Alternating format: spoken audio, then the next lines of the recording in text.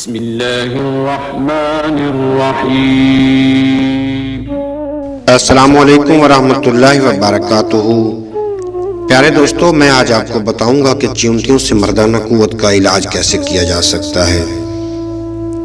حضرت جبیر بن معلم فرماتے ہیں کہ میں نے قوم کی شکست سے قبل جبکہ لوگ لڑائی میں مصروف تھی، دیکھا کہ کالے اور بہترین نسل کے گھوڑے آسمان سے اتر رہے ہیں، یہاں تک کہ وہ گھوڑے ہمارے اور قوم کے درمیان اتر گئے۔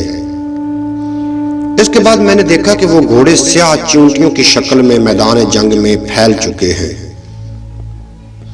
میدان ان سیاہ چیونٹیوں سے بھر گیا۔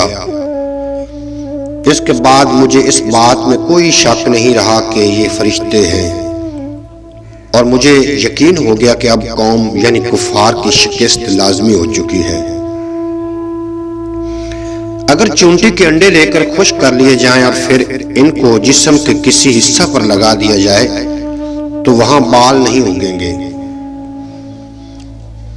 اگر چونٹی کے انڈوں کو کسی قوم کے درمیان پھینک دیا جائے تو وہ متفرق ہو جائیں گی یعنی بھاگ جائیں گی۔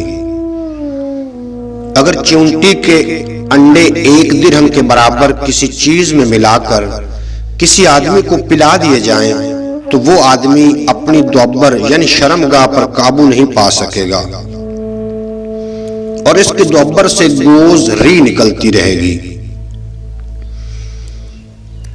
اگر چونٹی کے بل کو گائے کے گوبر سے بند کر دیا جائے تو چونٹی اسے نہ کھول سکے گی بلکہ وہاں سے بھاگ جائے گی۔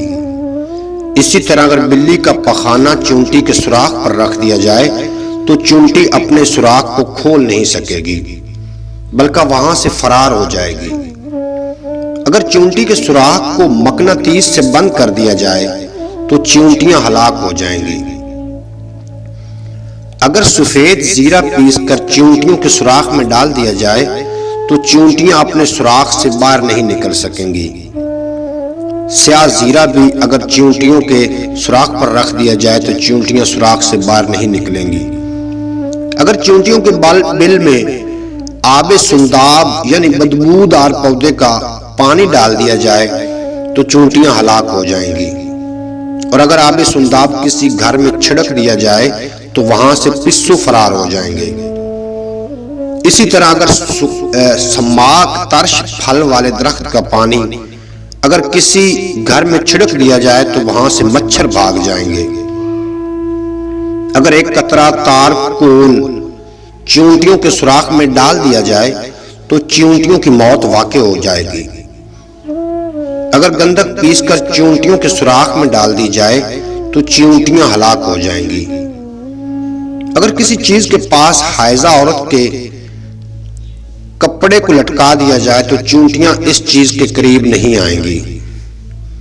اگر 7 بڑے چونٹیوں کو پکڑ کر روغن پارا سے بھری ہوئی شیشی میں ڈال دیا جائے اور پھر شیشی کا ڈھکن بند کر کے کسی ایسی جگہ میں جہاں کوڑا وغیرہ پڑا رہتا ہو 1 رات اور 1 دن تک گاڑ دیں، پھر اس شیشی کو نکال لیں اور تیل صاف کر کے اسے آلہ تناسر پر ملیں تو قوت باہ میں حجان پیدا ہوگا اور دیر تک امساک کرنا آسان ہو جائے گا۔ امید کرتا ہوں کہ آپ کو یہ ویڈیو اچھی لگی ہوگی۔ اگر اچھی لگی ہو تو اس چینل کو ضرور سبسکرائب فرما لینا، اور ساتھ بیل آئیکن ہوگا اس کو بھی پریس کر لینا تاکہ ہر آنے والی ویڈیو کا نوٹیفیکیشن سب سے پہلے آپ تک پہنچ جائے۔ اجازت دیجیے، آپ کا اور میرا اللہ حافظ۔